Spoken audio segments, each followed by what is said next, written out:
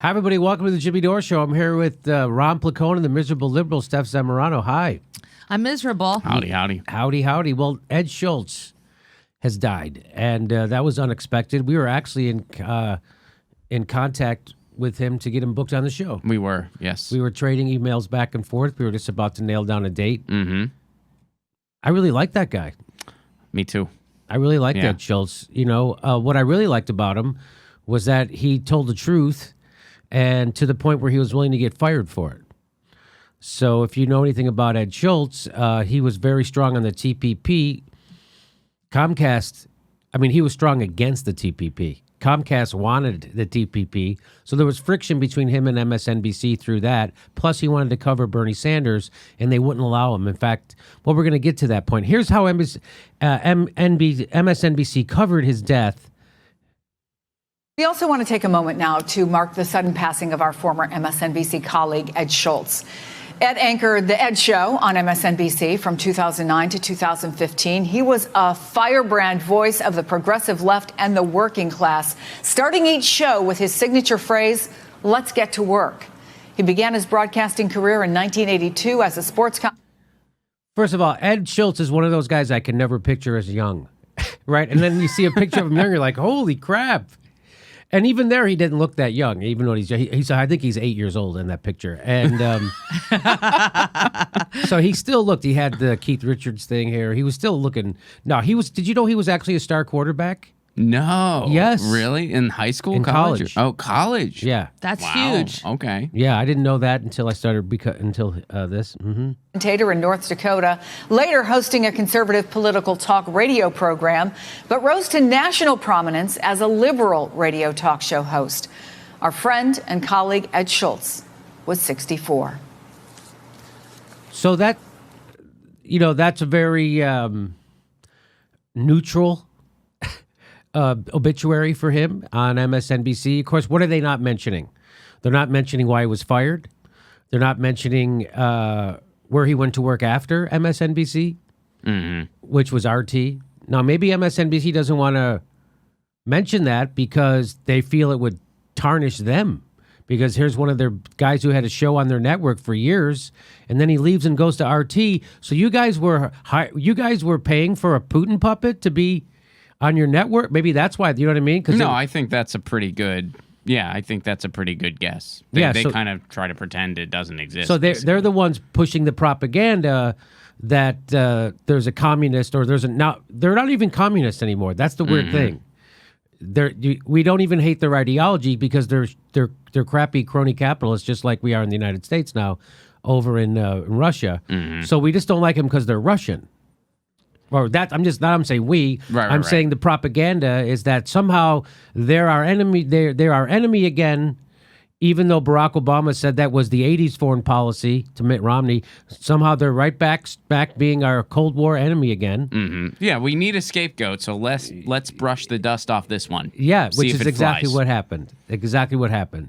So the establishment couldn't stand losing to Donald Trump, and so my point is that they didn't mention him going to RT, and I also watched Chris Hayes, or I didn't watch it. Steph, you watched Chris Hayes, his obituary of Ed Schultz. Now, he didn't mention why he was fired. Nope, there was no mention of that. And did he mention Bernie Sanders not being allowed to be covered by nothing? No. Okay. Did he mention his stint over at RT? Yes, yes, they did mention that. Okay. And I know another MSNBC show earlier in the morning, like at 2 a.m., they mentioned that Ed Schultz was working for the Kremlin. The Kremlin. The Kremlin broadcasting studio of RT. So I'm like, the Kremlin? Why do you have to mention the Kremlin? That's like saying if you worked at the BBC. Oh, he works for the Buckingham Palace as a BBC.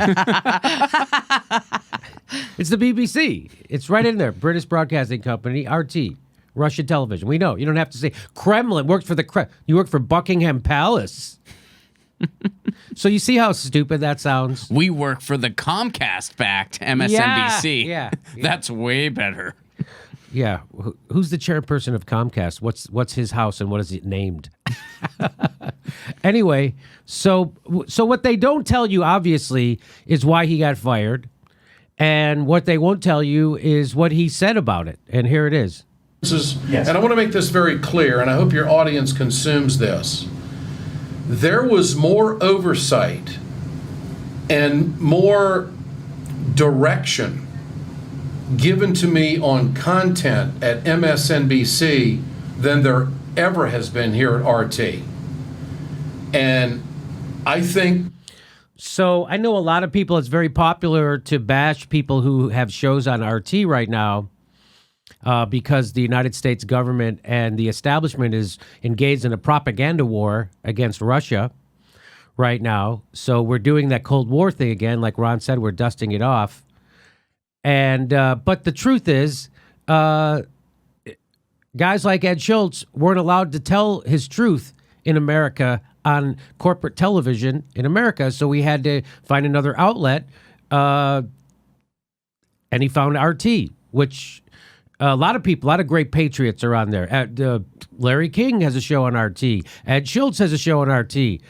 Chris Hedges has a show on RT. Chris Jesse Hedges, Ventura. who got fired by the New York Times because he told the truth about the Iraq War. You know who doesn't get fired by the New York Times? The people who lied about the Iraq War. Isn't that fantastic? So so in here he is saying that I've worked in American television and I work for RT in American television, and I'm given way more editorial freedom at RT. But of course, that's not the propaganda. That doesn't help their narrative. Their narrative is that we have a boogeyman that's responsible for Donald Trump instead of our neoliberal bullshit system that's responsible for Donald Trump. So it couldn't be us. It has to be, we have to find a scapegoat, which they did. And here's him saying, actually, this scapegoat gives me much more editorial freedom than goddamn corporate Comcast MSNBC, who fires people if they tell the truth about the war or the TPP or want to cover Bernie. Well, he's going to tell you about Bernie Sanders right now. That it's very sad that story is not getting out. I think it's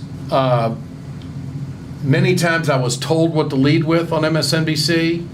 Many times I was told what I was not going to do, and I've got a story that, had I not been involved in it, I would have never believed it. And Phil Griffin, who I consider a friend to this day, was a watchdog, far more than anything I'm exposed to here at RT America. Did he tell you what to say? Did he tell you an angle to take? Often. In fact, when Bernie Sanders was announcing that he was going to be a candidate for the nomination of the Democratic Party in Burlington, Vermont, I was the only cable host between Fox, MSNBC, and CNN that was there live to cover it. Now, there were live cameras there, but we had coordinated with the Sanders campaign that at 5 o'clock he was going to make his announcement, and we were going to cover this on the Ed Show. I go to Bernie Sanders' house that afternoon, an interview in the backyard, about a 15-minute interview. The grandkids are running around. It's a big day for the Sanders family. He's going to announce that he's running for president. We're going to carry it live later on in the day, and we're going to run this one-on-one tape with Bernie. 3,000 people are there on Lake Champlain. It's 5 minutes to air, and I get a phone call from Phil Griffin. You're not covering this.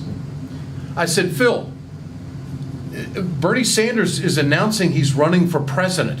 He's going to be a president. I don't care. You're not covering this. And it got rather contentious. And now you're asking me for opinion. I'm giving you fact right now about what happened. And other people who were there with me will attest to the fact and back me up that this is what happened.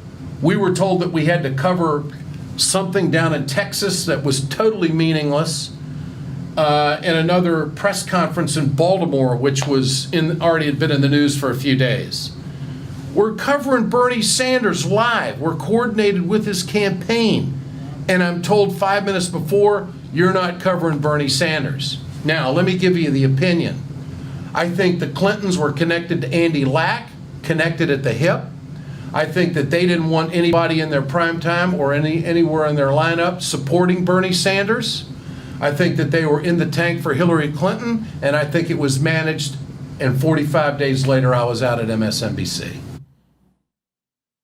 So that's the story you're not going to hear. That's the story they're not. By the way, even if Chris Hayes wanted to tell us about it, he's not allowed to. So if Chris Hayes wanted to tell us about this story, he's not allowed to. Chris Hayes is a tool. He's bought and paid for. He's told what to cover, what not to cover, just like all of them are. And the minute Chris Hayes said something that cost Comcast a nickel, they would fire his ass just like they fired him. And Chris Hayes doesn't have the balls to tell you that. And I don't know if I would if I was him. If I was getting $30,000 a day to push corporate bullshit, I probably wouldn't. What would you like me to say? Okay, let's go. Here's the news. Here's all the news that's been approved by Andy Lack. Here it is. So that's what they're not going to tell you. And what this does is it outs NBC News as being a fraud. They are a fraud. They're not news, they're propaganda. Just like Fox News is propaganda, CNN pretty much propaganda. So that's what they are. They do give you news too, but on the important stuff, it's really propaganda. What are the important things, Jimmy? Well, progressive politics, war, the war machine, healthcare, politics in general, propaganda over at MSNBC. So there was a long time I defended MSNBC, and it was the Bernie Sanders campaign that really opened my eyes to just how corrupted they were. Although there were signs all over the place. They fired Phil Donahue for being against the war. MSNBC. Ashley Banfield. Cenk Uygur was a little too progressive. They wanted to get rid of him. He left because they were going to screw his show over and put him on the weekend. They fired Ed Schultz. Who else am I missing? Am I missing anyone that they got rid of recently? So if you're against those, so that's what that is. And NBC, Chuck Todd tries to pretend like they're a real news organization. Chuck Todd never finished college. Going to find out what kind of organization Fox News is today, says Chuck Todd. No serious news organization would allow someone this conflicted to cover this story. So he's talking about someone else having a conflict of interest over at Fox to cover the story. And I think he was referring to Sean Hannity covering Donald Trump and all the stuff about the lawyer, and they should know. So that's what this was about. And no, turns out Chuck Todd, Ed Schultz just revealed that what kind of a organization NBC News is. It's a completely corrupted, corporate captured, bought and paid for propaganda outlet. That's what NBC News is. And I've known that since Brian Williams used to bring on generals to give pro-war points of view during the Iraq War and never told anybody that they were being paid by defense contractors. That's how I know what kind of organization NBC News is. They're a propaganda organization. And that's why I tweeted at Chuck Todd. Why did NBC News fire Phil Donahue again? Hashtag the more you know. Of course, Chuck Todd will never respond to that. Because they're all lying bullshitters.